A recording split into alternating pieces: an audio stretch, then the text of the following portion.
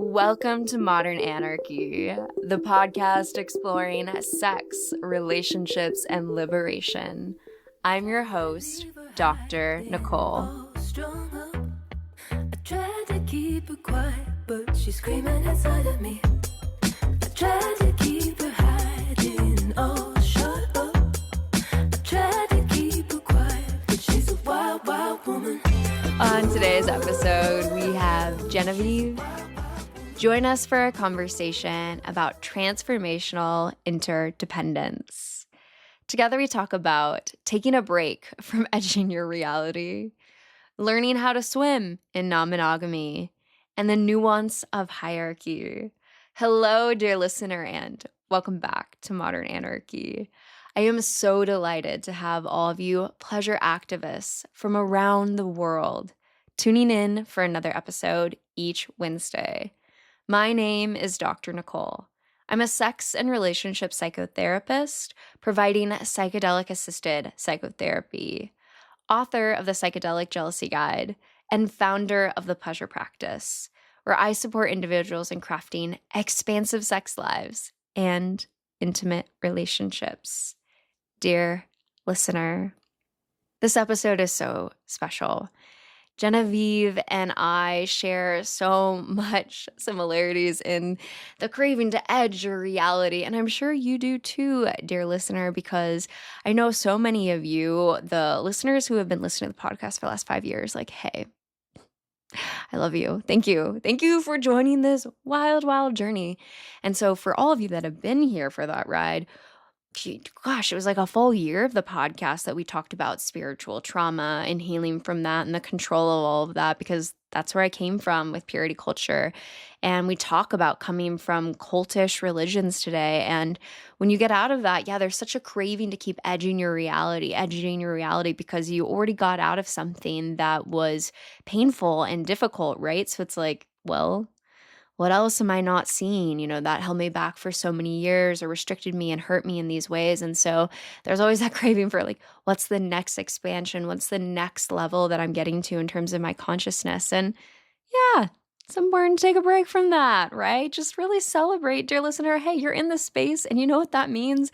You're a pleasure activist. You've unpacked some stuff. If you're listening to this content, you're comfortable with things that so many people in our culture shy away from, are turned off from, are scared to even have just a frank conversation about. So yes, let's keep edging our reality because of course there's always more systems to go, but also, dear listener, can you see how far you've come? Can you see how far you've changed?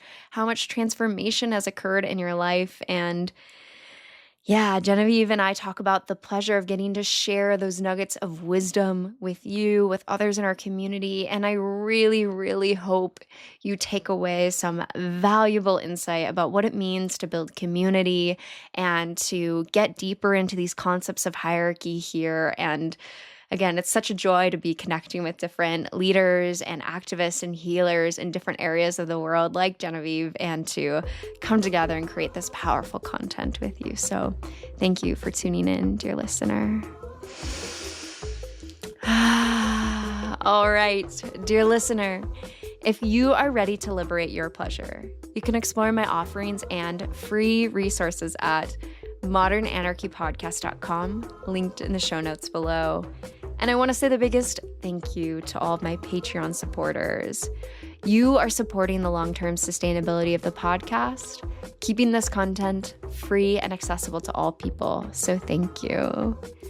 And with that, dear listener, please know that I am sending you all my love. And let's tune in to today's episode.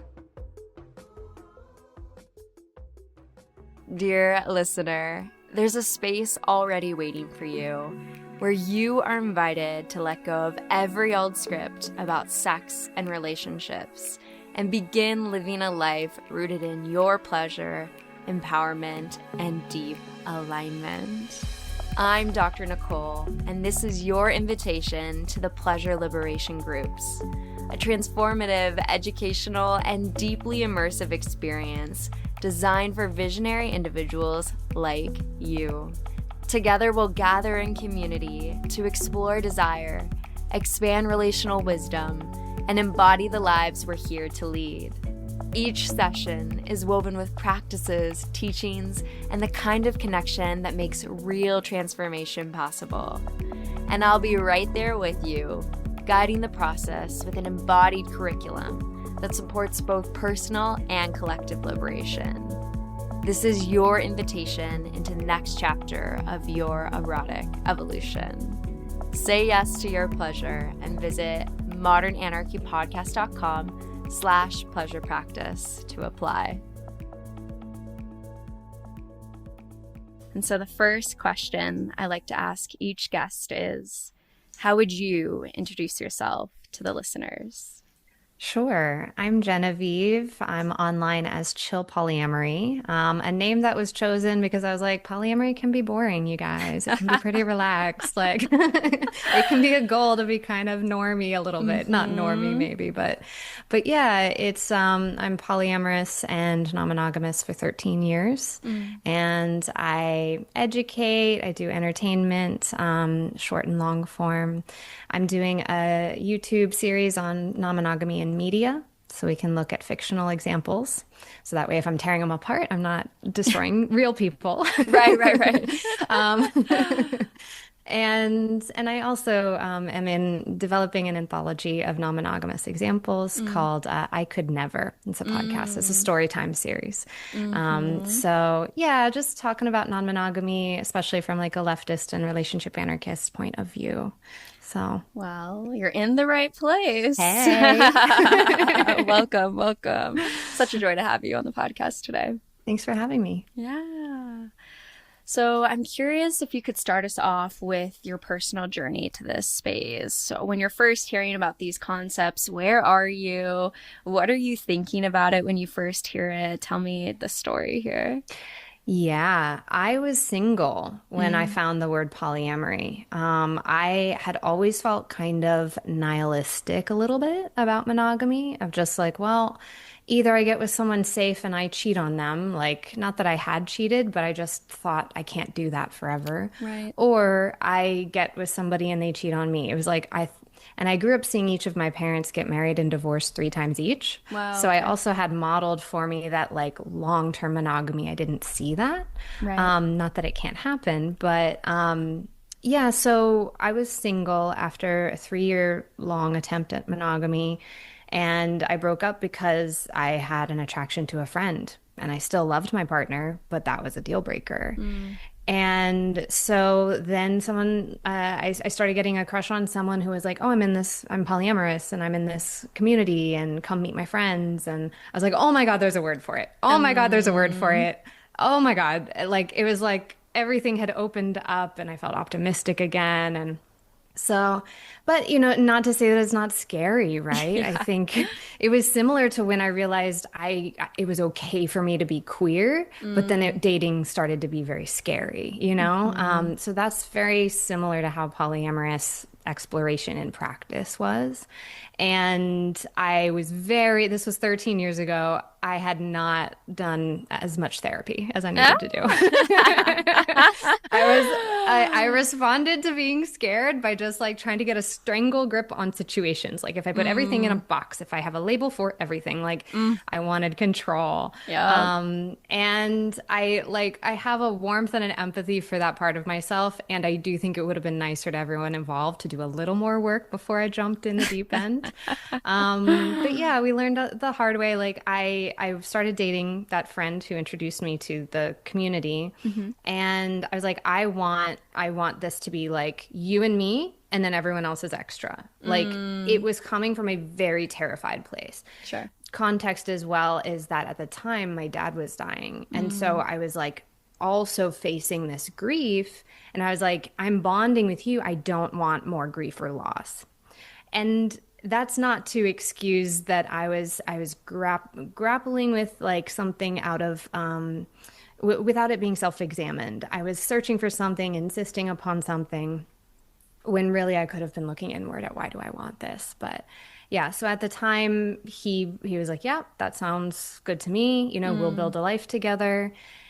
And then in practice, we just started hurting people's feelings, Mm, Like that's ultimately where that ethos leads is like, why welcome people in if they're gonna feel like they matter less or like a mm, second class citizen a little bit, mm-hmm. And that wasn't how I framed it in my mind, Sure. but it was what it made people feel. And so we were just getting feedback from people of like, hey, this sucks, or why is this Mm, rule in place? Like, why can't I sleep on your boyfriend's bed? You're not here, Like mm, these rules and all of that that can come with that. And so one by one, it just started like people were pulling at the threads of why do you need this? Why do you want this? Why is this what you think safety is? You know? And luckily, I was getting a mentor around that time, this sort of big sister type in a polyamorous community she had what I wanted. mm. And I started hanging out with her. And then one of her boyfriends was like, hey, who are you? And started spending time with me. And I was like, oh my goodness, I think I might be falling in love a second time. And Mm, that's really when it got confronted. I was like, oh, I can't do this. One person is on top, everyone else is second. Like, that's not mm, apparently how I even love. mm, I was choosing that to have this sense of control, but I actually don't want that either. So that partner pushed back on things with sort of like I'm not going to do this. If these are your agreements, if this is your rules with that partner, I'm not going to do this. And yeah. so that was a firmer, challenge that I was willing to do. And so I was dating both of them for a while. It was rocky with that first partner Hmm. it always kind of is of like, will I still be okay if I don't have this status? Yeah.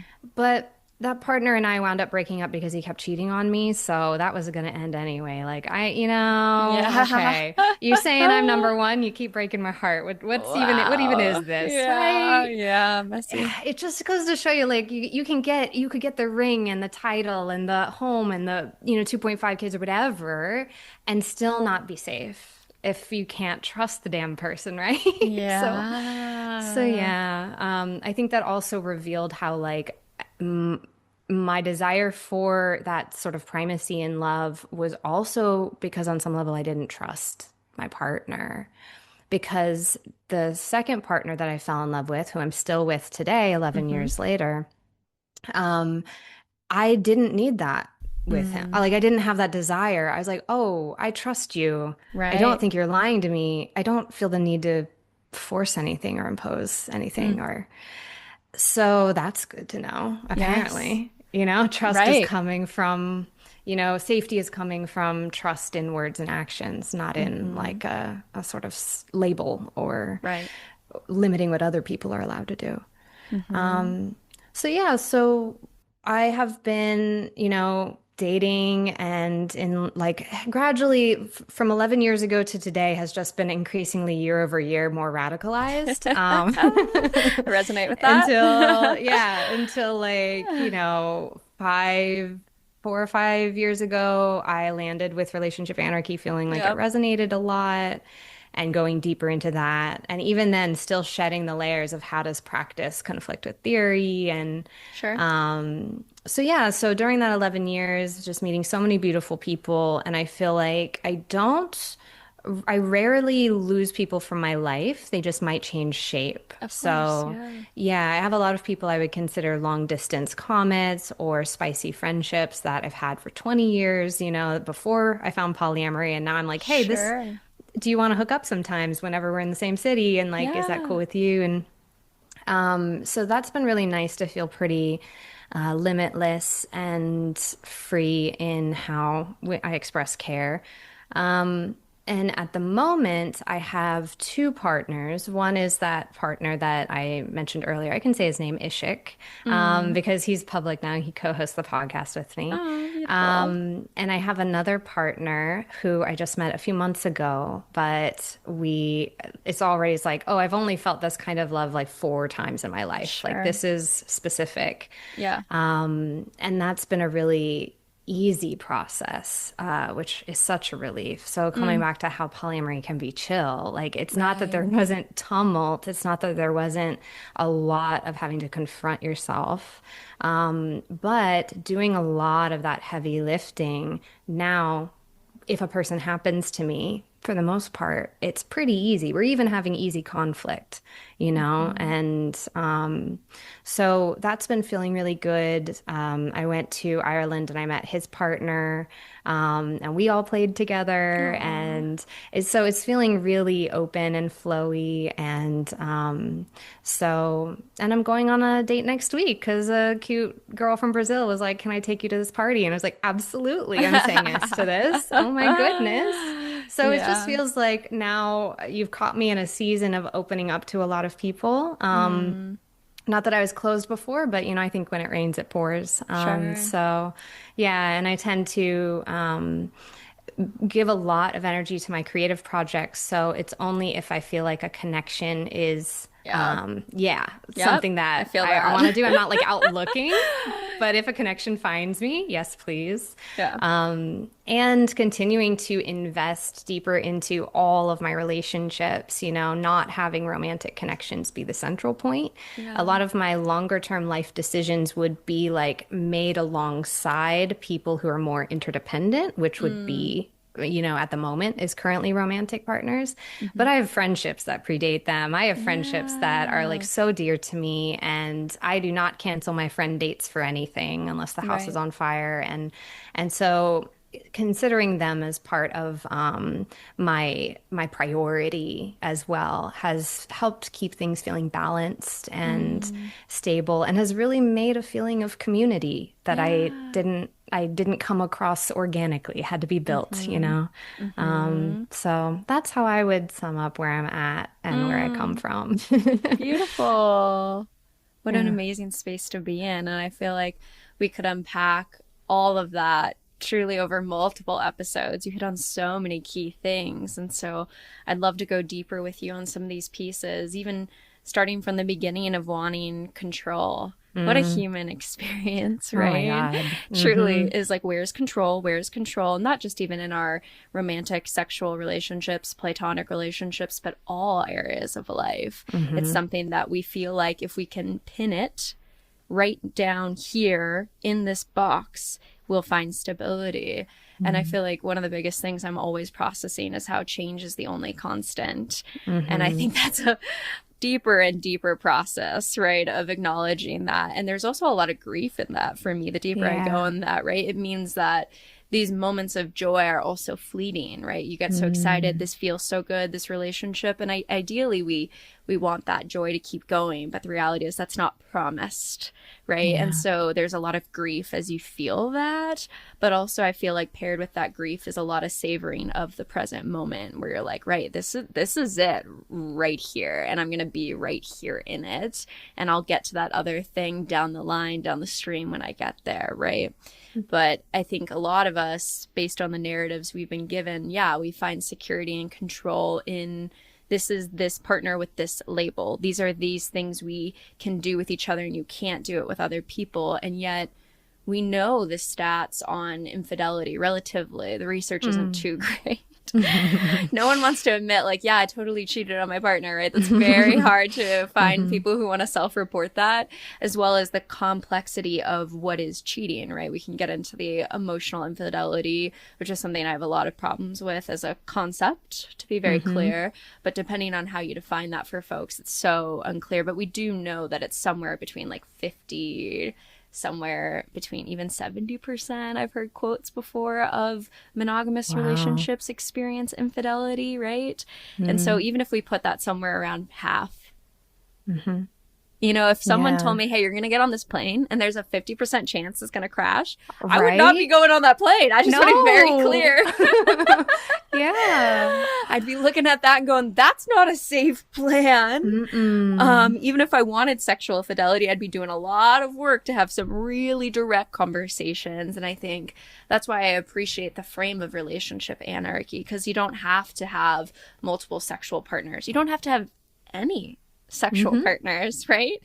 And you Hmm. can still be under this frame. And so I really appreciate that lens of the intimacy of each relationship. How can we construct these relationships in mutual ways of ongoing consent, right? All of those Hmm. pieces. And so I find that frame to be something that's applicable to all people, regardless of what, the amount of people you're having sex with. It's truly not Yeah. about that. And For context for myself and the conversation as we go in deeper, I did not come from the frame where you did of joy when my first partners, told me about this. I came from a very Christian background. I always joke about the pain of how at the time one of my partners in my monogamous relationship wanted to get coffee with a friend from college that was a woman, and I was in a very heterosexual frame, had not yet unpacked my queerness, all of that joy, but I freaked out. You're gonna get coffee with a woman? And it comes back from my paradigms of purity culture of men and women cannot be in the same space without it being problematic and dangerous and full of sexual sin. And so I bring a lot of that lens into this work, right? And so when I think about these things, I think about the starting points we come from, right? I'm curious for you, what was the sexual paradigms that you came from, your sex education? How did that kind of lay the land where this felt much more open, I think, than what I experienced? Well, yes and no. I came from purity culture too, for sure. Yeah, to not make the episode totally about something else, but I left home when I was 15 because it was a very abusive household, and I was even supported by my parents to leave and get help with disordered eating. Speaking of wanting control, right? Sure. Yeah. And it was this community of about 200 people that I have since understood was a cult. It disbanded after the leader died in '07. So when I was from 15 to 21, I was in this high control group of people that the whole narrative around sex and lust was that it is, they didn't use religious language, but they used 12-step language. It's an addiction, or it could easily become an addiction. If you want to touch yourself, what's going on with you, they would pathologize it. What's going on with you and wrong with you that you would want that? Let's unpack that in therapy, that you found somebody hot, right? And that fucked with me because I'd not yet been sexual. And the minute that I started wanting to watch porn, or I had a crush on somebody, they're like, you need to go to Sexaholics Anonymous preventatively. So from 16 to 21, as a virgin, I was at Sexaholics Anonymous, here every week, hearing how sex ruined people's lives. Yeah, sex and love. And so I was terrified, but I was a horny teenager, right? And reconciling that was really tough. And I think I was in touch with my queerness long before I sort of assimilated, because I am bisexual. I was like, okay, it's okay for them, for everybody if I date a dude. But the first person that I started kissing and spending time with was a girl. When I was 13, 14. And that got completely shut down. No space to explore that. Men over here, women over there at this community. So I had a glimpse, of a cute fledgling little love, and then just shoved it right back down. For a time. But I was happy to have that because I could remember it and be like, wait, this was me before them. But yeah, so there was a lot of fear of sex, but when I went to college, I saw people just going and fucking in the bathroom, going, and I was like, but they're fine. They're fine. They're not, they're not falling apart. That was what the community leaders would always say is if you break these, ways of life, you're going to be dead in the gutter. And I was like, so they went and they had sex in the bathroom real quick, went to class, they're not dead in the gutter. Everything that you're saying is so wrong. Yeah. What the fuck, Yeah. And so that's why I left that community, is because I wanted to have sex. And they were like, nope, there was a right way to do things, which I'm sure you experienced, right? Yeah. It was they were like, you have to talk with them in group. They have to be an approved person, then go on a chaperoned date with your, mentors, and then you can hold hands after a few months. And I was like, fuck all that. I want to know what sex feels like. I'm 21 years old. This is weird. Yeah. But that then, I lost my whole community too. Rough. Yep. that was a few years prior to my dad getting sick. And so I had lost like 200 people. Wow. Sort of rebuilding. I was like, I only had my blood family, and I was like, they let me live with them. And I was just trying to get, and they were, again, I left their home when I was 15. There was a reason. So it was like not the best, but they were a landing pad, and they wanted me to be out of that community. But I was starting from scratch. The only friends I had were like acquaintances in college.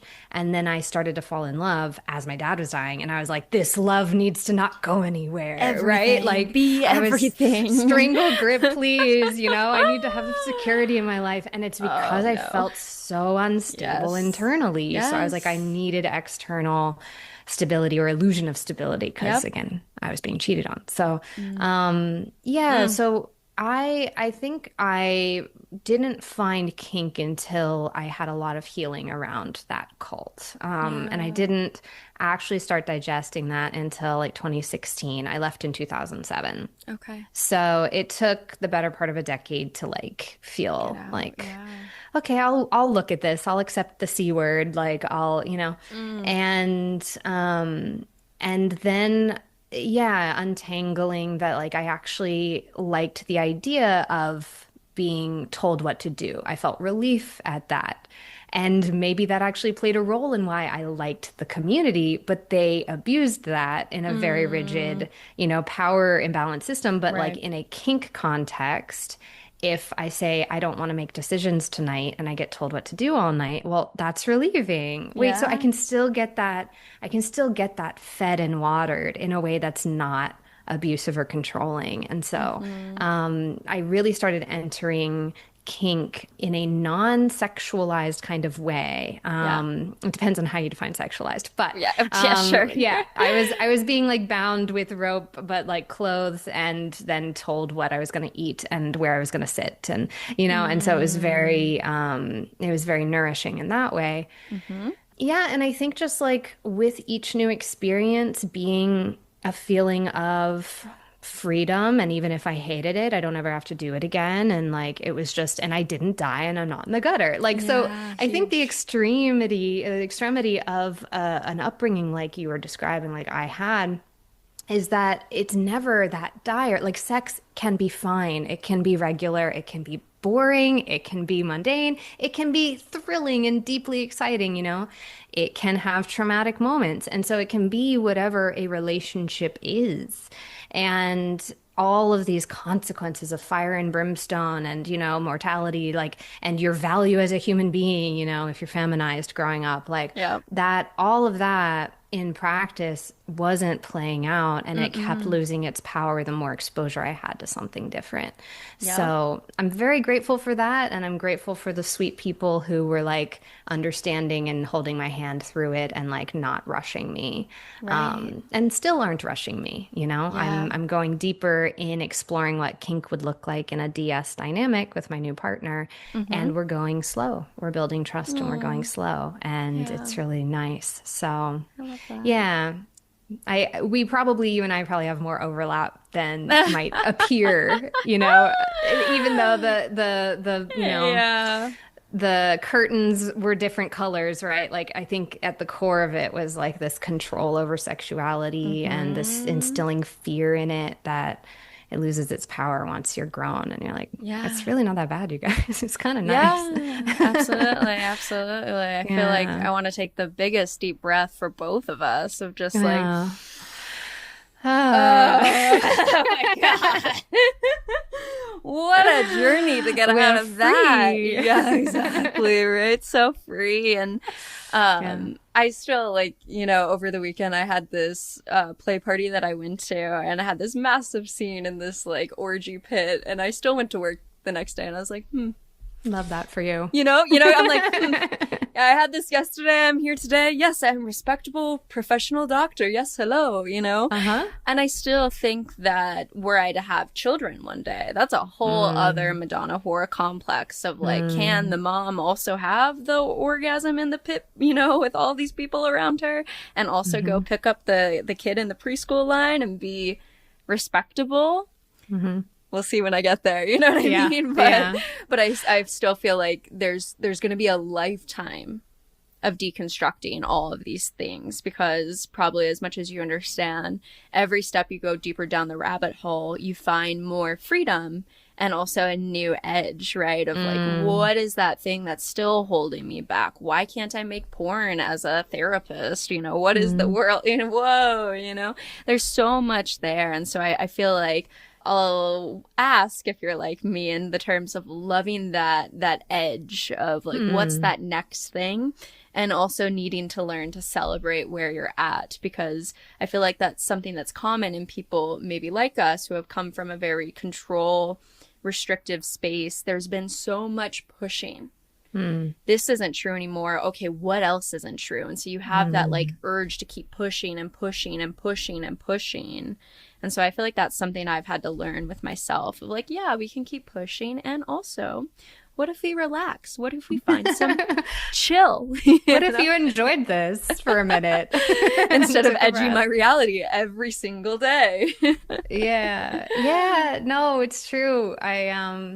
Yeah, my therapist is implying, she's like, I'm not diagnosing you with anything, but she was like, you show some overlap with traits of OCD around like moral scrupulosity or religious scrupulosity, of like almost like an obsession with being a good person, which means if I discover any like flaw, I'm obsessed with it. Or if I think I've hurt someone, I've lost my day, you know, trying to figure out how to fix it. And I was talking with another friend who grew up in Mormonism, and she also struggles with that kind of obsessive and compulsive approach to being a person who stumbles and makes mistakes. Like, and I was like, oh yeah, I guess that would track. Like, if we had from a very young age this fear that if you make a mistake, you might lose everything, then this hypervigilance. And so for sure, that's what I'm working on, is hypervigilance around, you know, just being a person and trying to let go of control of how I'm received. Being so public online, I'm like, I want to act within my values. And here I've made this thing that I think says what I want it to say, and then it's misunderstood. Yeah, and every like, time. every time there will be people who are like, this moved me to tears, and people who are like, I think you're the worst person I've ever seen.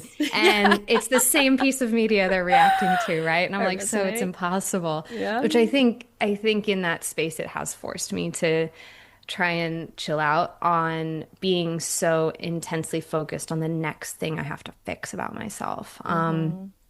You know, of the things to struggle with, I am glad it's like it airs on the side of self-improvement or self-searching. Right. Like, that's cool. But yeah, I can have friends periodically say, just for the love of God, enjoy this. Like, you've said all the things, you've prepared and planned. It's just nice. Please just enjoy this. And I'm getting better at letting go and enjoying it. Which is funny because, yeah, like in general, my interactions with my people are pretty relaxed. Like, we move through conflict pretty quickly. We're all pretty good with like nonviolent communication, and we don't see it as an attack and all of that. And so I've even had, like, on a podcast episode, a conflict played out in real time. I love that.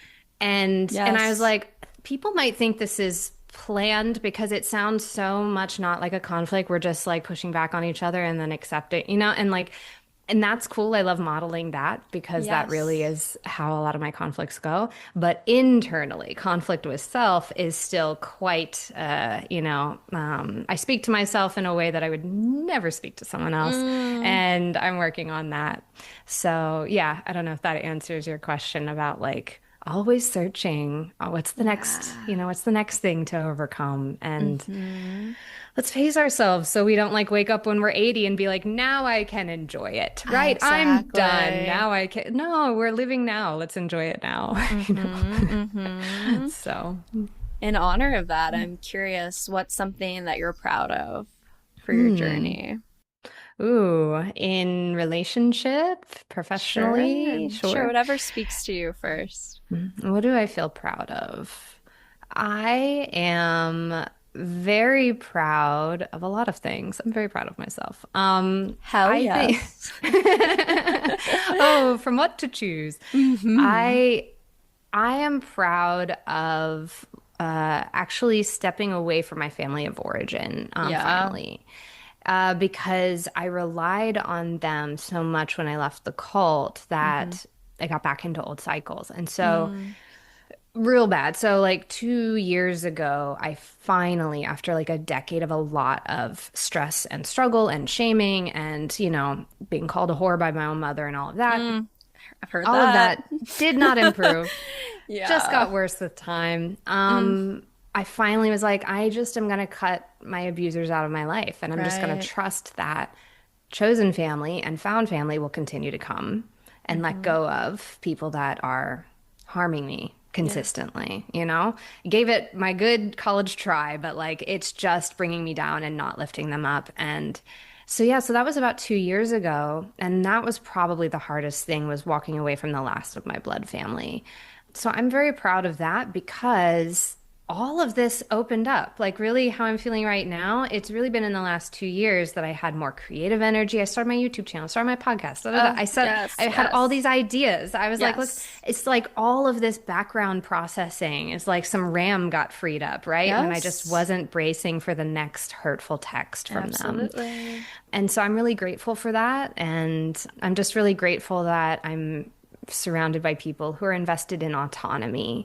And so we Mm-hmm. have community again, and I'm building and stretching and deepening in that way because that was terrifying. For a long time, I was Mm. like, I'll make friends, but none of them can know each other because I don't want Mm. the cult thing to happen again where they all gang up on Ah, me or where they all gossip about me. So I would have sure. these very like compartmentalized friendships that were deep, but I was scared for them to have relationship with each other. Sure.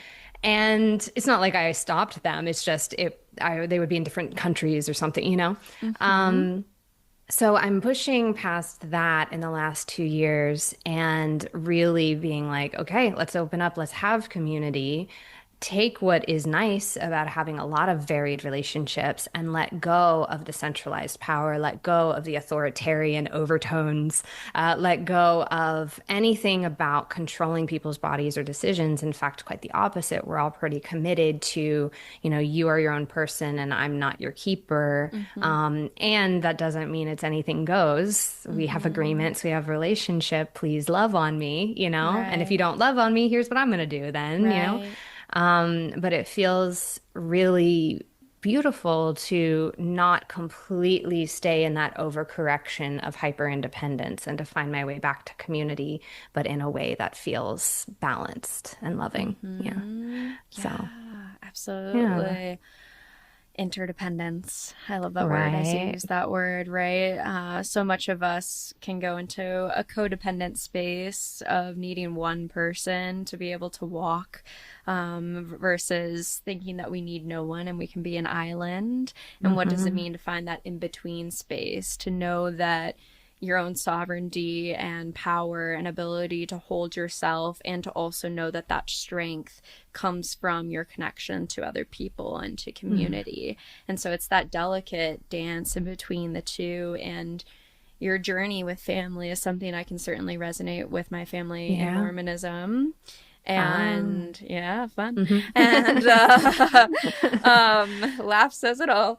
And it's something that I know most queer people can resonate with, the reality that some of the most abusive dynamics are our blood family, who Mm-hmm. refuse to sometimes even just accept, right? Refuse to even just accept the reality of who we are and what we do, let alone the space of outright attack and things that are unacceptable. And so it's a really important piece of relationship anarchy. For, I feel like my listeners know this, but if I can speak to my younger self, right, relationship anarchy is not about sex, it's not about romance, it's actually about deconstructing the importance that that is in society, right? And so we can apply that to our family dynamics, right, and looking with intentionality there.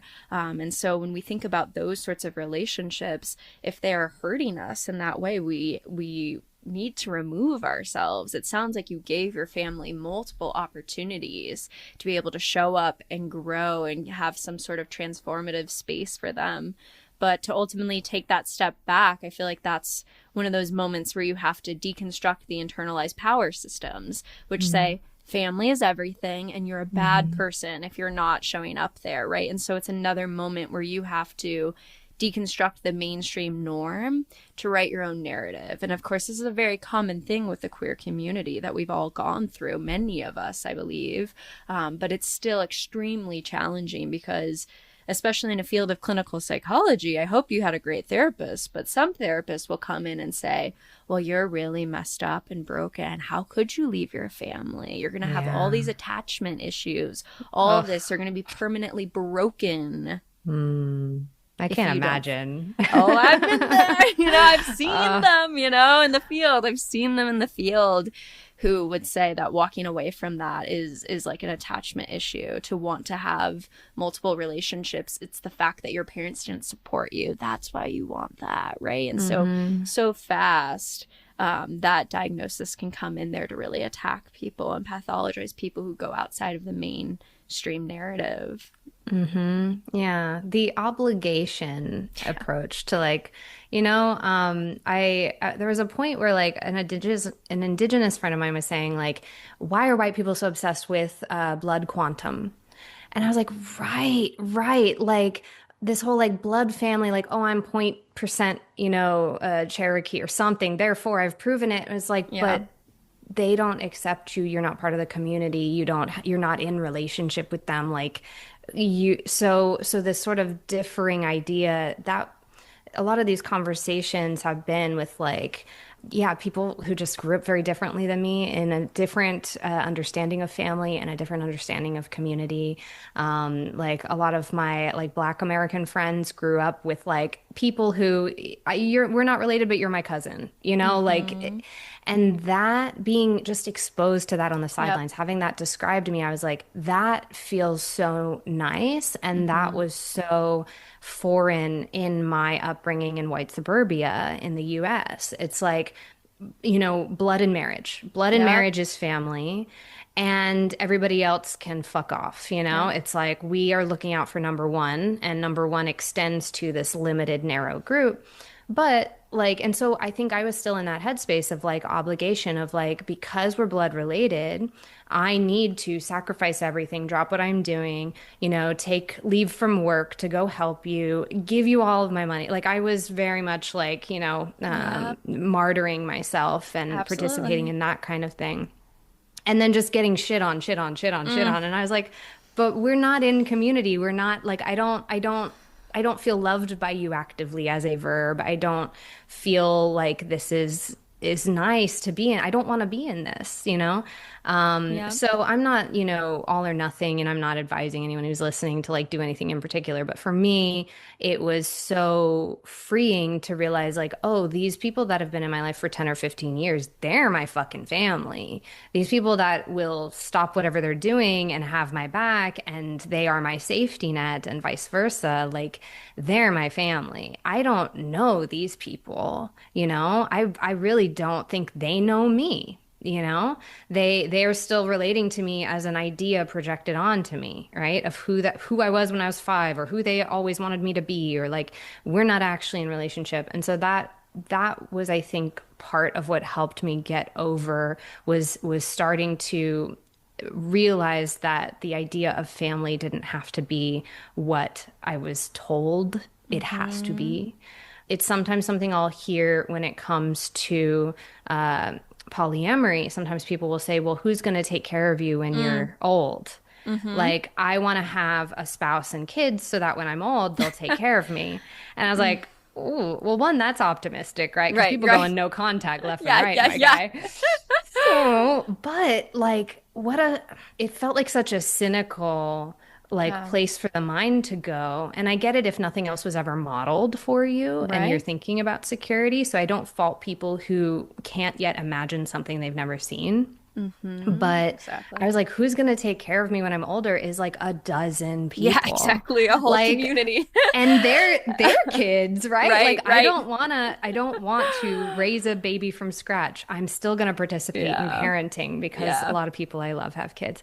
And so it was, I think the narrow, tight, controlled approach to love and relationship holistically had to be confronted and dropped. And doing it in one area really helped in doing it in others.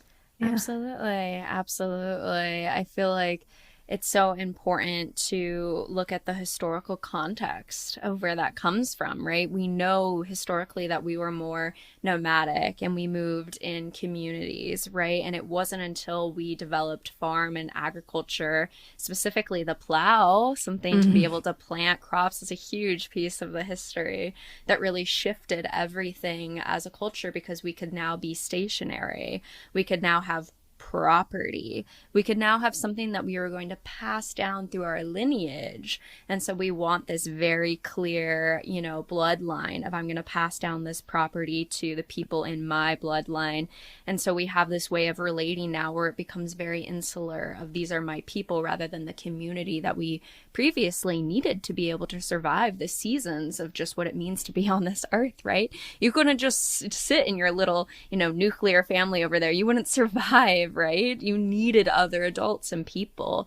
And so once we had this big shift in how we were able to obtain food and work in that way, we were able to start getting really specific about what we were passing down. And that's where we begin to see things like marriage and the passing down of property and the ways in which women specifically were property and men had that ability to go out and be free and have multiple sexual partners and then try to produce this like very clean bloodline, right? That's why marital rape wasn't illegal in all 50 states until the 1990s. 90s. Let's be very clear. So that's only been 30 years, folks, right? And so like, okay, so we see that history as a culture, right? So, right, bloodline, not community, bloodline. I'm going to give all my resources here, here, here. So yeah, the person who's like, who's going to take care of me, right?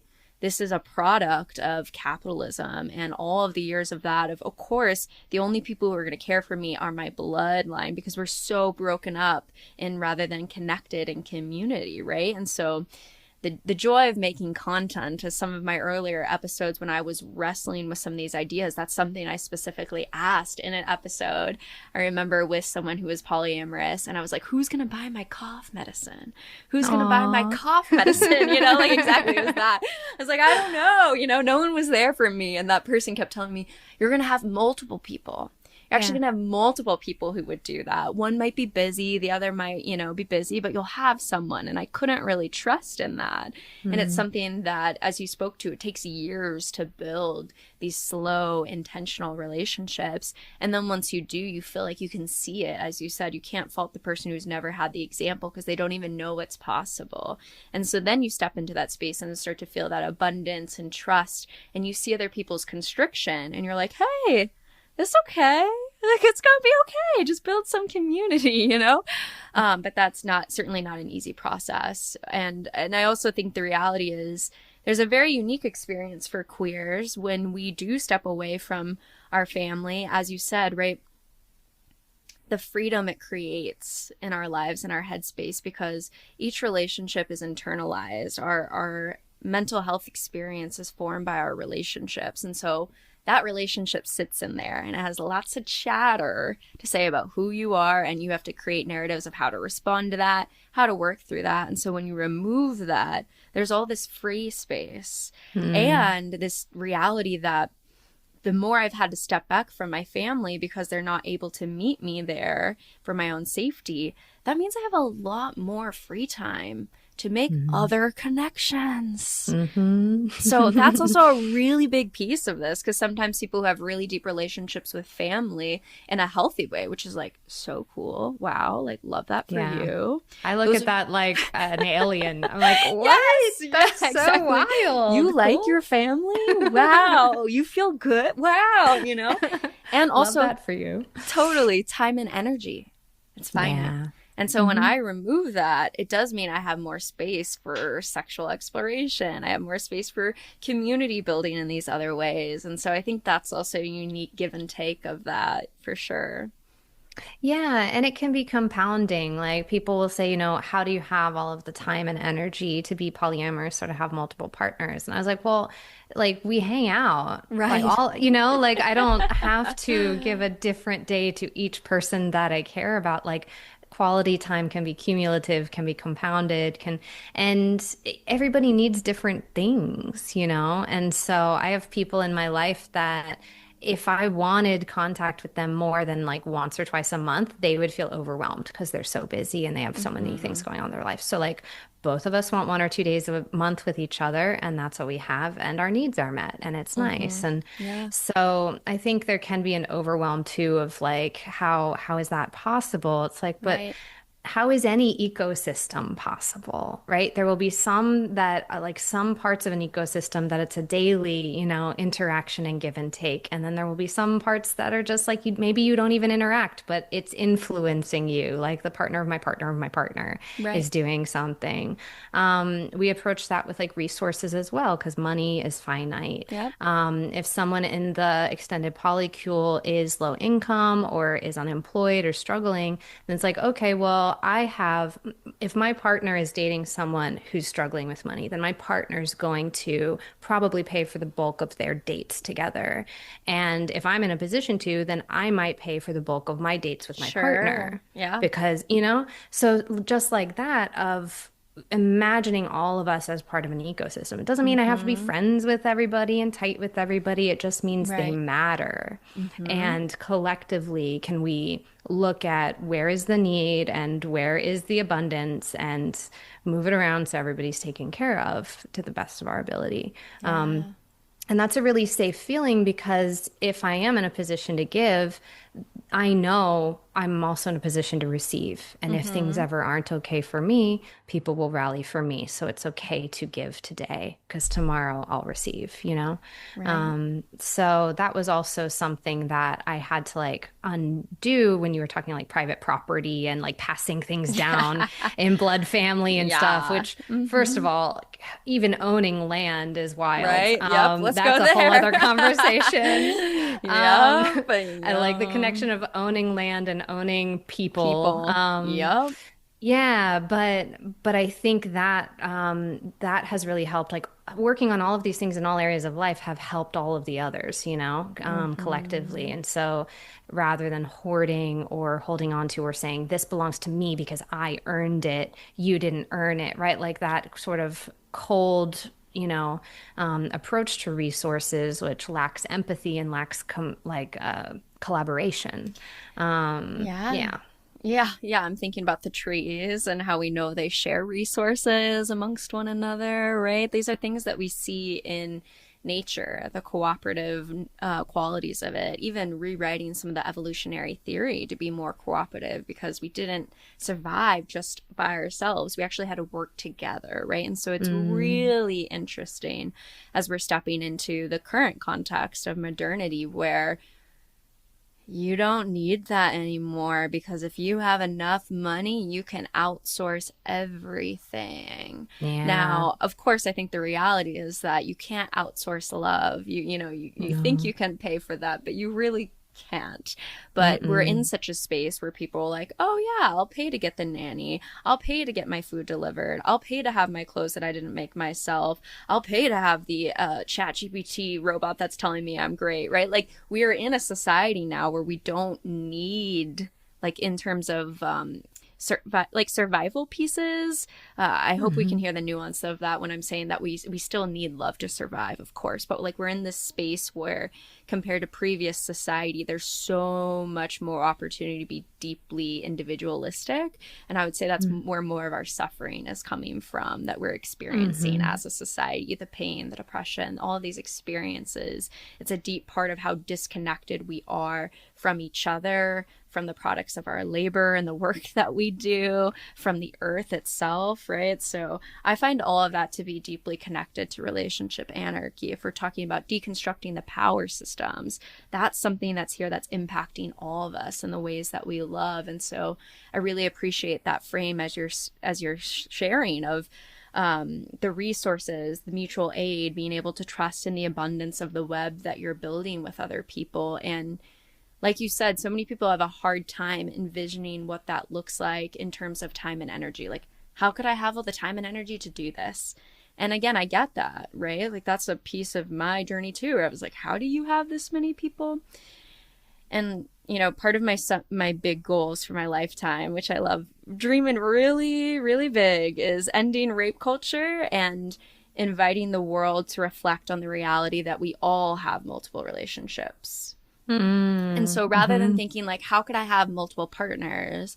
Usually my thought process with that person is, let's pause for a moment. What are the relationships you already have in your life? And then they can start to say, oh yeah, I have, if we're in a heteronormative context, so I have my wife, and then I have my guy friends that I hang out, and then I have my coworkers, right? And so in that frame, you know, depending on how open they are, what if you were to able to have sexual and romance and intimacy with some of those other friends you have, right? Let alone even non-sexual forms of intimacy. But I think that that starts to get the wheels turning for people, where it's like, sex and romance specifically is one of the most tricky ones, but for that, it doesn't have to be such deep coupling and enmeshment and the narratives of the romance myth and the relationship escalator. What if that was actually a path of intimacy that you could have with multiple people that, like you're saying, I see once a month, I see once a year. Maybe I only do this in a group dynamic. Maybe we don't have the intimacy just one-on-one, but I really love when we get together for a board game night, or we get together with a scene, but it's not a person I get coffee with one-on-one, right? That can be really hard to fathom, but I think the framework of friendship, and then the idea of through friendship, what if there was a more intimacy options, can kind of make that feel a bit more of a possibility. Yeah, yeah, I try to offer that to anyone who struggles to imagine like the autonomy of their sexual partner, the autonomy of their romantic partner. Sort of imagining, well, if they go and they connect with someone else, then I'm not enough. That's a commentary on me to become one. I'm supposed to be their other half. So if they need something else, therefore I'm an incomplete half. And like all of this messaging we get from a very young age when it comes to mononormative environments. But we have a lot more models for friends. It's not that jealousy doesn't exist in friendships. Possessiveness can very much exist in friendships, but we have more models of not being possessive towards a friend enjoying another friend, or not trying to control an experience. I think it might have been last month where you, in your newsletter, were talking about exclusivity. Yeah. And exclusivity of an experience. Forgive me if I'm misquoting you, but great. like This is awesome. versus exclusivity of connection, right? And I think a lot of people are like, it's what makes us special, right? If everybody can do anything, then how am I your partner? How are we romantic, right? And that can be an exasperation at the idea of anarchy, of like, well, if anything is anything, then what even matters? And I'm like, settle down, bring it down a little bit. It doesn't have to be that dire. I get it. There's overwhelm. And like, you can have specialness, you can have uniqueness, and it doesn't mean having like propriety over an experience. People will say, well, this is our activity, right? Like even within polyamory, okay, you have sex with other people, you love other people, but if you do this kink with someone else, that's not okay. And I think it's fine if organically you only want something with one person. But if it ever feels forced or imposed, like I'm not okay, or I don't know what we are if we're not the only ones doing this, then I do encourage like digging a little deeper, because with our friendships, we've probably already experienced, you know, the abundance of that, of like they can go and enjoy a restaurant doesn't mean they hate my cooking. They can go to the theater and love chilling on the couch with me watching movies. Like, and so if we scale that up of like, like a partner could very much enjoy a DS connection over here. And then if I'm also a sub, like I'm a totally different person, I'm a totally different sub, it's a totally different connection. We're learning different things, even though maybe the optics look similar. We're fundamentally, you know, we have an exclusive connection that can't be replicated. And so I really liked that in what you wrote, because that was like so succinctly saying what I think can be hard emotionally to internalize. Absolutely. Just trying to write letters to my younger self, you know? Yeah. Who's scared and shaking, and how do I find security in this? You know, because you see it deeper down the rabbit hole, down the spiral, right? You find that reality where you're like, right, I'm special because no one else can be me. there's only that one person that I'm connecting with, and there's only me. And so the unique bond we make is something that no one else will ever have, regardless of whether they go to the same restaurant, watch the same TV show, use the same sex position, go to the same parties. It's still about them and me and the magic that is, and that's something that you can never take away. And so it's almost like redefining where we find our identity, redefining where we find our control and our safety, and that's a huge nervous system rewiring work that you have to take these slow steps, especially depending on where you come from, like us, right? That's a slow nervous system rewiring. Like you said, when you got into a safer relationship where there was consent and you weren't being cheated on, there was a lot more safety. And I think that's where I always bring in my work with psychedelic assisted psychotherapy, right? You get those people who have had a difficult experience on a drug, and they will say, I will never touch that drug again. It was horrific, scary, one of the worst experiences of my life. And then you'll get someone else who's like quietly like, okay, like I see that for you. I've had like beautiful experiences on this drug, right? And what's the difference? It's not that the drug is bad, and that's a whole political conversation I could get into. There's no bad drugs, very clear. And specifically, it's about the set and setting, right? What's going through your mindset, the narratives, the experiences that you're having, how you're understanding this, and then the setting, the different context and the external parts. You know, if the mindset's the internal, the external is what forms the setting. And I get really deep on the fact that, you know, as a therapist, the internal is formed by the external. So I just start to, you know, it gets very murky. But for clarity of mind and just some simplicity, we've got the, you know, the internal and the external. And that's what makes the drug experience, right? And so I always apply that to polyamory too, or any form of expansive relating. Is you could have an experience with a relationship anarchist where you say, that was a nightmare, I'll never talk to one of those again. And part of that is also that it's a minority culture. And so we don't have a lot of examples, right? You'll get someone who's messy in monogamy, and we don't go to this next step of, I'm never doing monogamy again, because it's the majority culture. So you get a minority culture you have, and you're like, I'm done, right? Forgetting that humans are and they're fallible, right? We make mistakes, we grow and we learn, ideally. And also, it's more about that setting of the experience than the actual identity of non-monogamy or the practice of relationship anarchy. And so I think that's a really deep lesson that I continue to sit with in this space for folks. Yeah. Is there a new area that you've realized that in recently? Yes, specifically going back to the dungeon scene where I got fucked with by my two partners. It was a period of exploring non-monogamy with someone who was new to polyamory and supportive, but there was this tightness in his chest about it, which like I totally respect, and that's his journey. And what I didn't realize was how much of my caretaking capacities were coming in, where I would want to do these things, and I didn't feel like I was outright letting them go to keep that person safe. But when I look back on it, I was constantly kind of looking back and like, hey, are you okay? And he'd be like, yeah, go to the play party. But I could feel the tightness in the chest. And when you think about like a kid who wants to go play on the playground, right? We're talking about attachment, right? If your parents say, yeah, go play on the playground, and then they're like kind of pouting as you do that, as a kid, you're going to constantly look back and be like, hey, you good? You good? Yeah. And so like I have respect for where he was at. And I think learning now a bit more just insight to realize that I have to be really careful with who comes close into my orbit, because that really deeply impacts me. And for a while I was like, I'm fine. I've got all these different connections who are totally here. We're all at the play party except for this one. Like, I'm good, right? And I was reading this psychology book, The Relational Revolution in Psychology, and it's all about the feminist take on how relationships form our experience of life. And it had talked about tuning forks. And when you have 8 tuning forks in resonance, but then the 9th comes in, it changes the whole pitch and frequency of the experience. And so that was something that gave me a bit of peace, right? Where it's like, it's not about my weakness. I do have 8 tuning forks who are all with me, but this 9th one that is coming into my consciousness is shifting my frequency, and it's making it real hard to have this scene where I'm having sex with multiple partners because of that 9th tuning fork.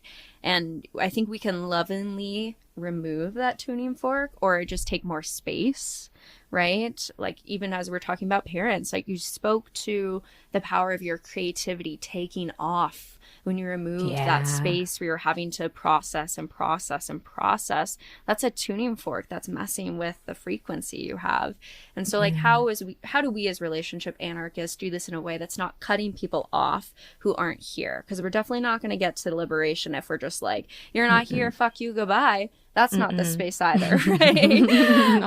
But like, how do we find the balance? How do we find the level of distance and space we're able to do that, you know, political work in our communities, but also have the freedom to really move in the spaces that are in alignment for you? And I think for myself, that's something I've learned about proximity and the sacredness of how close someone can get and what I share and what sort of feedback I'm open to. Because like you said, even with your content, some person thinks it's great. The other person thinks that you're, you know, fucking the devil. And it's like, wow, you know, it's like, I can't y'all are watching the same video? Yeah. I can't internalize all of that. You know what I mean? Yeah. Yeah. I don't know if you know Libby Sinback. She goes by That Polyam Mom. Yeah. She and I were talking once where she was like, yeah, basically I named the shape of a relationship with a person of like, at what distance can we be where we both still care about each other and aren't trying to change each other. And that acceptance of like, I don't have the power to change you even if I want to, no matter how much I might want to, right? Yeah. So I'm accepting that you're in charge of that. And so how far, how close am I going to be from you? And it doesn't mean we throw people away. You know, I think that's very much a last resort for somebody who's like physically unsafe. But it means like, I might not want to, you know, talk to you all the time if you keep doing passive aggressive things, for instance, right? I'm saying you and I'm looking at you, but I'm not talking about you. Totally. that just messed with me a little bit.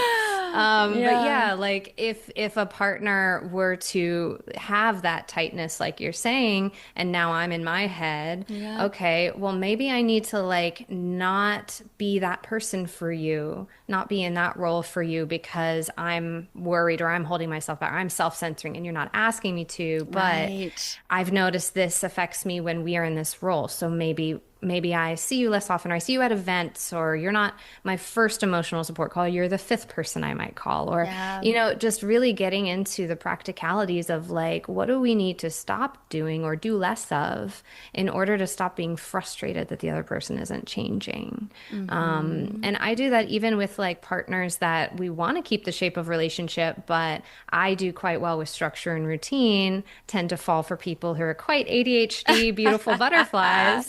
And our concept of time is different. And so how much of it is me, you know, trying to meet them halfway, and how much of it is me wanting their brain to work differently, you know, of if they lose track of time or can't commit to a date, am I asking something that they can't give? And so I'm going to be perpetually upset. And so even in that way with relationships that we're at a good distance, but maybe what we're expecting should shift, to keep trialing and erroring that until it feels like, for the most part, it's in harmony.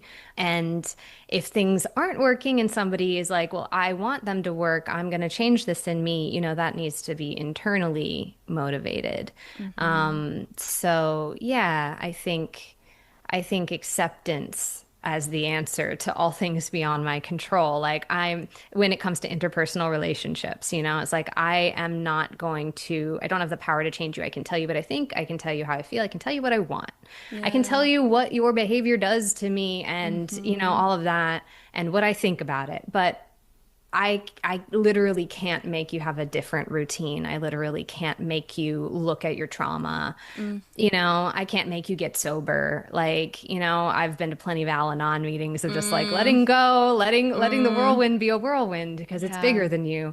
And not confusing that with like, at a larger scale, obviously we want to push for like change legally, socially, like let's rally, let's organize to get, bigger change from the bottom up, but interpersonally not trying to impose on each other, this is how you should be. This is like the correct way to be. But to try to see each other where we are and then adjust our own internal boundaries based on that, I love a good exhale. Hard work. That's some hard work. I was thinking about my mom. I was like, because you like see deeper into Mormonism, control structures, and it's hard to, especially where I came from, to get out of that, to see that, and you want to say, hey, don't do this, which is even more complicated in a power dynamic like that with child mother, right? Very complicated. And so that question of how close can we be so that we're in a space of allowing each other that freedom, right? That's tricky. And I think part of the nuance of that is not ghosting people in that process. I think for a while, and by ghosting, I don't mean completely not responding, because that's not necessarily what I'm referring to. I guess I'm saying ghosting in the process of taking space, right? Because some of us might notice, I'm feeling like, this connection, they're not showing up for me. Maybe they're not asking me enough questions about my life, and it feels like they're only in their own head. And so we slowly start to take these steps back from the dynamic without naming any of it. And I think that's something that I've done in the past, of because of this heart here, right here, of I can't control this person. All I can control is myself, so I'll just start taking steps back. But in that process, I am kind of ghosting that person by not coming to the relationship and saying, hey, I'm noticing these things. Can we work on it together? I'm not really giving it that opportunity to be able to change and grow. I'm just kind of like ghosting by slowly walking away and just maybe taking longer to respond, maybe not showing up, right? And so I think there's even nuance to that of course, there are certain relationships, I think, where we can look at it and say, wow, if I pour my time and energy into this connection of trying to explain the conflict that's going on, I don't think it's going to land. I don't think this person is going to receive it. And so at times, maybe that is the right step, to not put our emotional energy into that space for safety, or even just the concepts of emotional time and energy, and kind of knowing where that person is at. And also, how can we show up in our relationships and actually get comfortable with conflict and say, hey, I'm noticing some lack of accountability in your actions here, and I'm really struggling. Can we have a conversation about this together with curiosity and openness? Damn, those are some hard skills to learn. That is not what society models to us in any capacity. And so it's often this like scratch internally to like find new language. It feels like I'm tunneling, like to find new space and words to name some of these like smaller emotions that so much of our society doesn't spend time. Again, let's make it political, right? The cog in the machine, right? Like a worker in a capitalistic structure that lives in a factory, essentially working all day long, they're much easier to control if you don't have a lot of emotional insight and skills and relational skills. Because you know what would happen if we did? We'd all band the fuck together and say, what the hell is this shit? And so the more you keep them in the workspace and working, not building these skills, the easier they are to control. Right. And so it is so real and so inherently political. I love relationship anarchy, right? To take that frame and understand that this struggle we all have to find these words, to find the way to communicate this, it's 100% political and a part of the structure that keeps power at the very tip top. Yeah. If we're all exhausted and burnt out and in survival mode, then we're not going to be pushing for any kind of change. Michelle, polyamorous while Asian, she is describing how like her first realization of that was why isn't there in the middle of suburbia, why isn't there a laundromat in the middle that everyone can use? Why does everyone need to buy their own washer dryer? And we're not all sharing, and we're not all communicating and meeting in a central place. It's like, because that structurally benefits, like if everyone has to buy their own, then that benefits the company selling them. But also it benefits people to really stay closed to their nuclear family and just in the get up, feed the kids, go to work, come home exhausted, go to bed. And so, yeah, I really think and there are monogamous people I know who practice relationship anarchy, and they're just like, I don't tend to want more than one romantic or sexual person, but here I am, like, trying to decenter romance from my relationships and work on community. Yeah, there was something else you were saying about, so meeting people where they're at, if people really are out of practice of naming what their feelings are.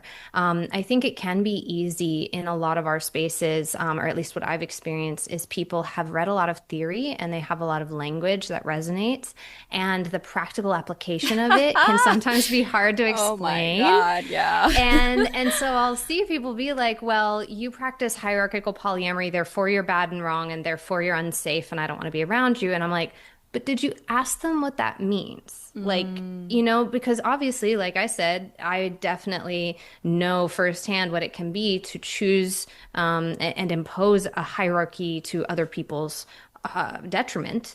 Obviously, I'm pro questioning. Yeah. But I was talking to this girl who's like, yeah, I practice hierarchy. And then she started explaining how she handles conflict and explaining how she treats everybody and explaining what her priorities are. And I was like, oh, so you just like have a spouse, right? You have a spouse and you have kids and you do have asymmetry, but like you and I actually overlap in a lot of our values and in the way we treat people, and you're using that label. Whereas I've seen people use the RA label and then tell their partner, you have to spend this many days per week with me, otherwise it's unfair. I should be able to dictate your schedule, da da da da da. And I'm like, where's the anarchy, my guy? What? And so really getting into the plain language and, like you said, coming with curiosity, but really just boiling it down to, what are we literally doing, And instead of, do you have hierarchy, I will ask people like, so if your wife feels upset and we have a date planned, how do you handle that? And going to a vulnerable place of like, because I'm scared, because the last person I dated who had a wife, I got dropped when she had a meltdown. And like that's way more honest and vulnerable, but it's also more specific. So I'm probably actually going to get my question answered than asking this more theory thing of like hierarchy, right? Because people often don't use that word in a way that we're even saying the same thing. They'll use that word to say 12 different things. And I'm like, this is not a productive chat anyway. So absolutely. Yeah. I hear that. The nuance that is lost in a comment section, right? The fights that can break out there, rather than, like you're saying, getting into the praxis of what that actually looks like.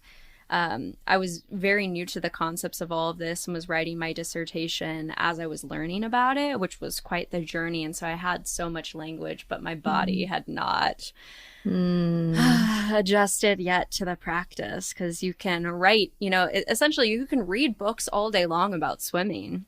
And then you get in the water and you're like, how do I do that thing?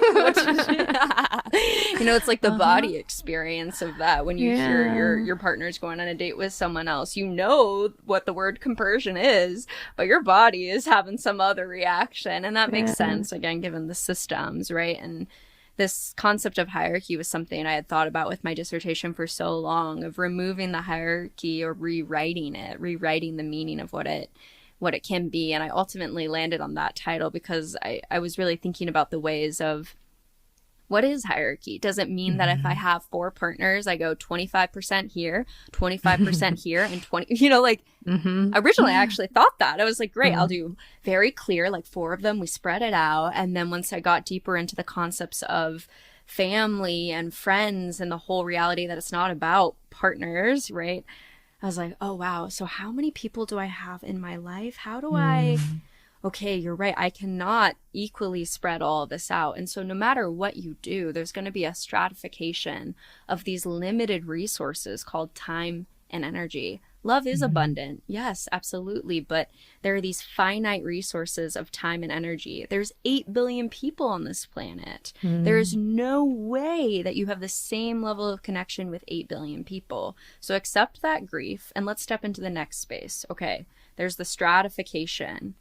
Great. How can I be so conscious of the fact that time and energy are political resources? What does my community look like? Does it have a mix of identities, abilities, socioeconomic status that we're sharing, resources, all of that, right? Like those are inherent pieces to this of where am I using this very limited resource of power in the natural stratification. So I won't even use the word hierarchy because it just sets off so many things.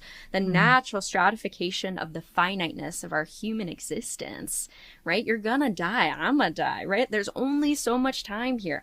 How do I want to spend that, right? And I'm much more interested, like you said, in if your wife is having a conflict, are you just going to drop me and say, sorry, she can't do this? Or are you going to work through that together? Do you have a plan to be able to work through that discomfort so that you're not treating me like an object to spice up your marriage? And that every now and then when you want this cute little object thing to come in and spice up your life, right? Like that's the nuance, like you're saying. When you ask that question more directly, you get into that rather than this question of do you practice hierarchy or not, which like I agree tells me nothing. Yeah. People can't self-report sometimes because they don't actually know what that means. And or they've associated hierarchy equals bad and I'm not bad, therefore I'm not hierarchical. And I'm like, oh. Yeah.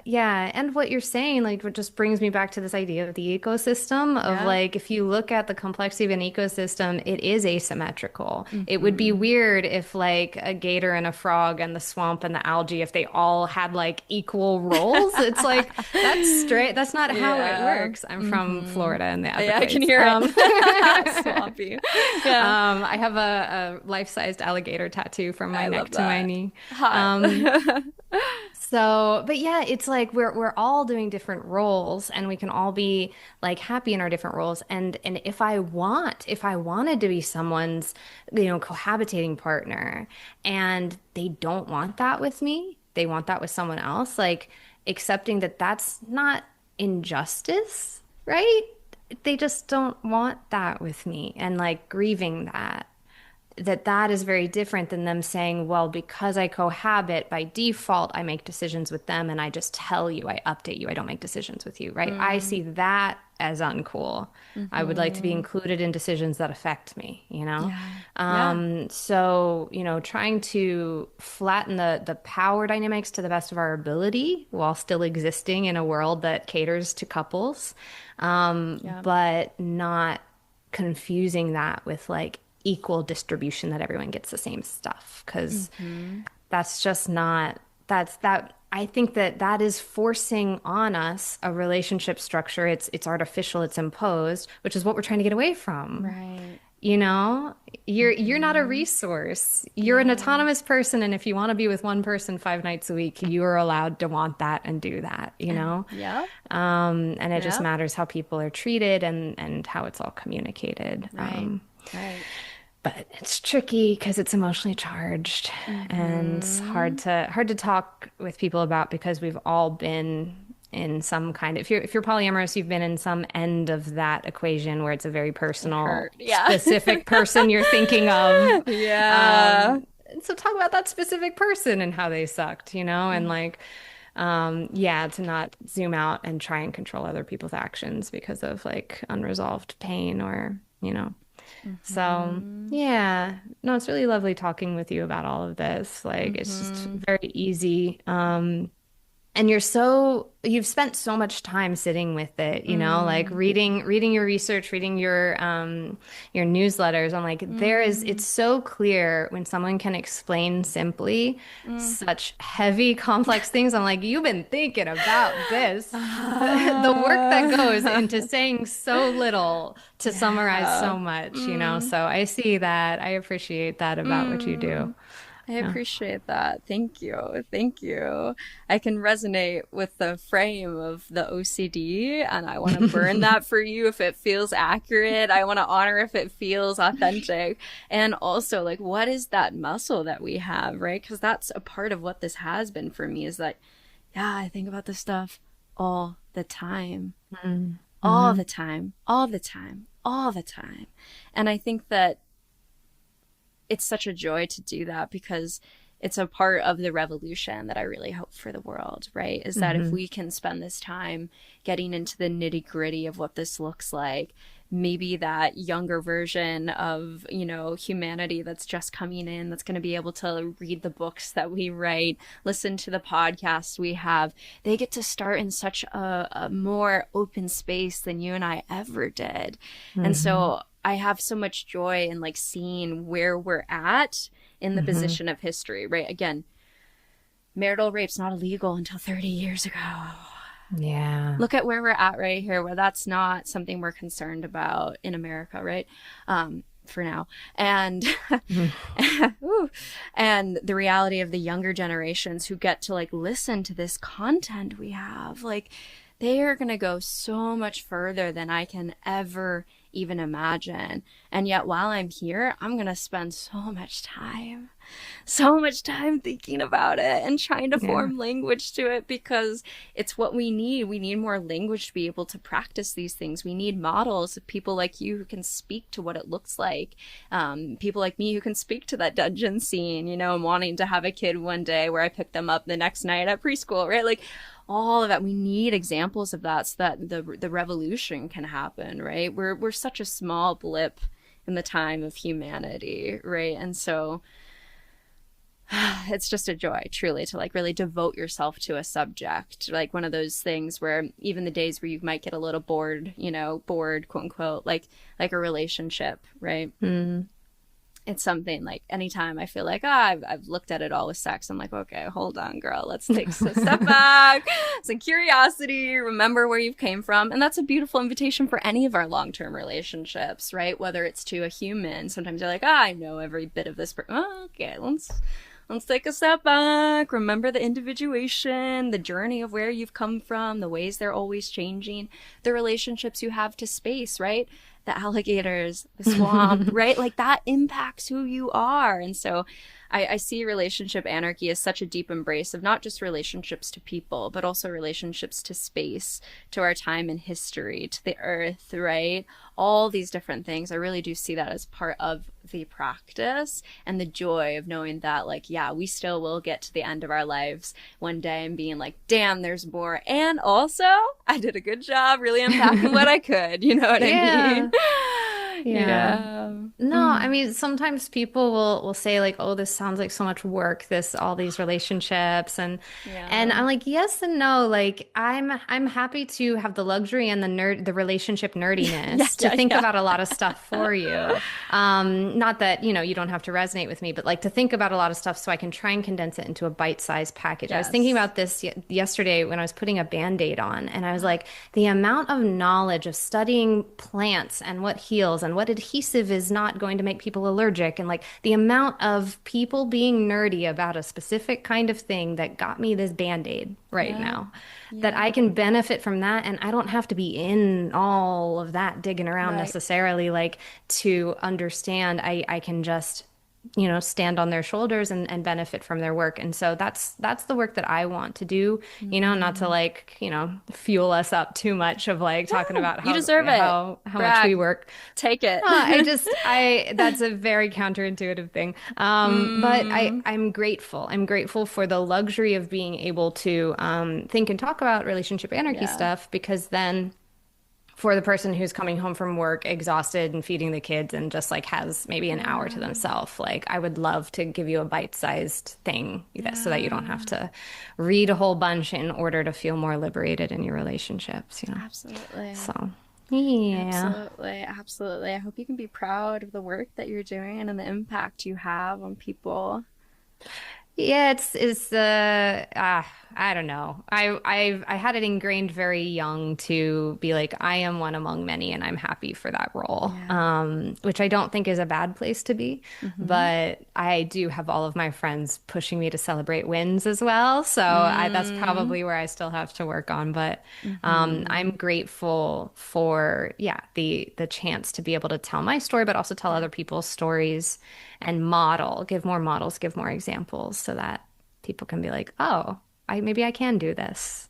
Yeah, absolutely. And I appreciate the acknowledgement of privilege in that, right? Like that's such a Oh, huge yeah. piece of that, right? To understand that there's so much privilege here to have that. So I appreciate holding that and the dichotomy of holding like the strength you have to do this and the privilege, right? And so that's a very important dance. And I think I want to, before we move to our closing question, just, remind the listeners something that I've learned through my training with psychedelics. We often talk about the inner healing wisdom, right? We've created this like healing container. You come in, you're having your psychedelic experience, and we want to invite you to trust yourself. And as you were speaking about the Band-Aid, it was bringing that up for me because part of what we say is in the same way that a flower, right, knows to turn towards the sun. It's very intuitive for them, right? The same way that if you have a scar, a cut, you need a Band-Aid, the trigger, right, for that, the connection point. The body naturally knows how to heal. And so I want to invite all of the listeners to trust in themselves that those things that speak to you, those things that turn you on, not even just in a sexual way, but truly in a life force, excitement, joy, alive way. Those are important. And I feel like that's your inner healing wisdom speaking to something that is calling to you. Just as much as relationship anarchy spoke to me, I'm sure it spoke to you, right? There was a life force to that. And so you can trust in that, right, dear listener? You can like really trust in that and continue to follow those threads down the rabbit hole because there's so much healing and liberation there. Yeah. Yeah.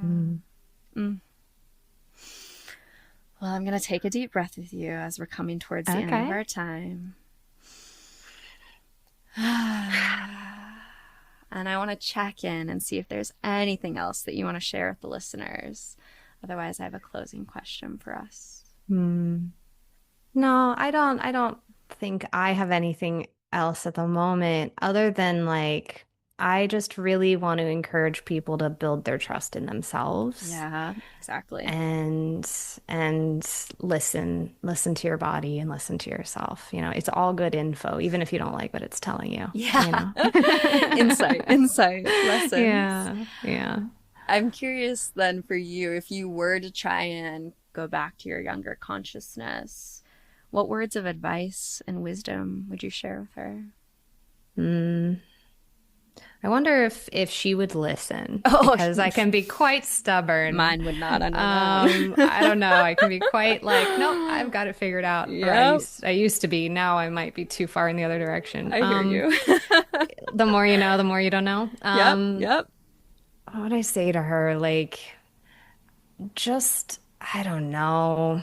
What would I say? Do you have to do this alone? Oof. Would probably be a question I ask her. Ugh. Do you have to? What if? What if you trusted somebody to help you with this? That would probably be where I start, because I think it might be too big a leap to be like, what if you imagined community? But more of like, what if you let your armor down a little bit? With who? Who might you? What hypothetical person might you let your armor down? What do they sound like? What do they do? What are the green flags? Like, to practically try to imagine who to go towards to start to feel safer and start to feel like it could be okay to trust again. Yeah, absolutely. So powerful when you lose your whole 200 people community and your family. Yeah, hyper Yeah, it makes individualism can sense. be a survival skill. That's Yeah. why I have so much empathy and love when I see people who are in that Yeah. space, in that really guarded space. And it's exhausting. Mm, It's so exhausting and unsustainable. yeah. So imagining the small pockets of space where you can let your armor down a little bit, I think Mm, is I think every hyper independent person wants some relief. yeah. So you can Absolutely. have that. You can totally have that. There are Mm, people who will do right by you, I promise. It's just a absolutely. matter of finding them. Yeah. Mm, such beautiful words of wisdom. Mhm. Yeah. All right. So, the one question that I ask everyone on the show is, what is one thing that you wish other people knew was more normal? Hmm.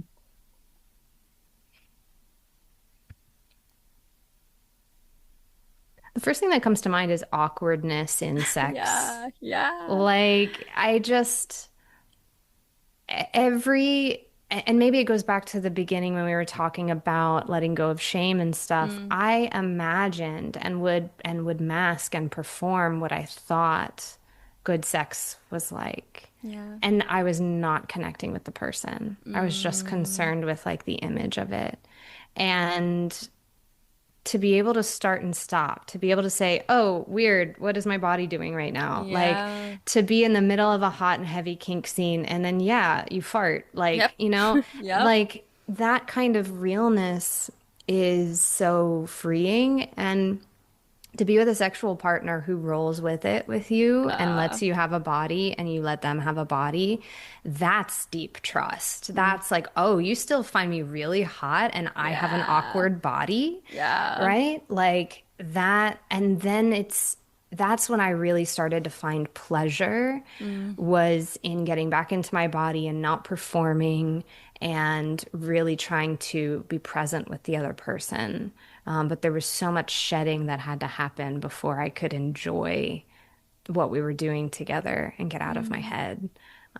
So I do wish people knew that was more normal as they explore new things, because for so many people, we don't have enough sex education. Sometimes porn is their sex education. right. For me, Sexaholics Anonymous was my sex education, and like Mm, it's just, to embrace the humanity of the moment. And that's where I've found deep intimacy, even if we don't yeah.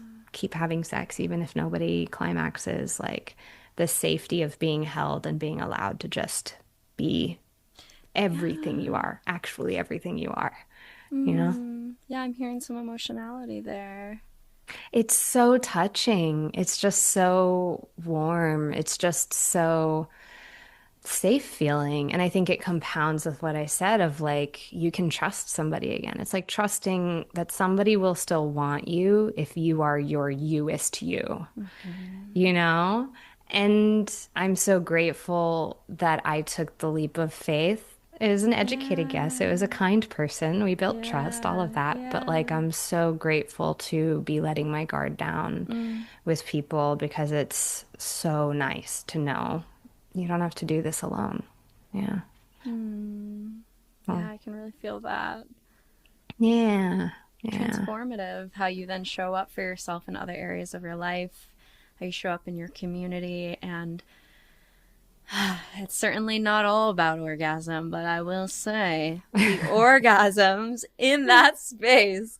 Can be very Wow. nice. Very Wow. Wow. nice. My last one, I was like, I think I released 6 demons in that Yeah. last Yeah. one, right? When you really feel safe, you're like, wow, what was that? I feel very free now. Wow. Uh-huh. So those are the beautiful play spaces. Truly, truly. Mm. Yeah. Well, it Yeah. was such a joy to have you on the podcast today. Oh Thank you my so much for goodness. inviting me. Yeah, of This is a course. pleasure. Of course. I know all of the listeners are going to be dying to know, where can they find your content, your podcast? How can they connect with you? Sure. I'm at Chill Polyamory in all of the places, Instagram, TikTok. I'm on YouTube. I have two YouTube channels. One has the media analysis, so that's non-monogamy and pop culture, and that's Chill Polyamory. And then Chill Polyamory 2, TOO. That is where I do long form question and answer. It's more of like a polyamory advice channel. So I have resources on patreon.com/chillpolyamory. That's where I offer pen pals and live chats, as well as a couple hundred, resources. And what is the other thing? Oh, my podcast, a podcast called I Could Never. I Could Never. It is a non-monogamy story time anthology. You know, it's bringing people from all over the world and being like, what's it look like for you? Tell us everything. Beautiful. The gossip, the heartwarming moments. So that's I Could Never, and that's on all of the places you get podcasts. Amazing, amazing. You're doing such great work in the world, and I'll have all of that linked in the show notes below, dear listeners, so you can go and find the links and connect with Genevieve there. So thank you again for coming on the show today. Dear listener, thank you so much for tuning in to Modern Anarchy. Thank you for sharing this episode with your friends, with your lovers, with your community. Truly, it means so much to me, and I am so grateful that you are here. If you are wanting to release jealousy in your non-monogamous dynamics and step into compersion and pleasure-filled connection, you can read my book, The Psychedelic Jealousy Guide, for free on my website. There you will also find so many other free resources, including worksheets on how to clearly communicate and set commitments and boundaries within your non-monogamous dynamics, and other ways to practice clear communication about your sexual desires so that you can step into your most pleasure-filled sex and relationships. So head on over to modernanarchypodcast.com to find all of those free resources, and I look forward to seeing you next week.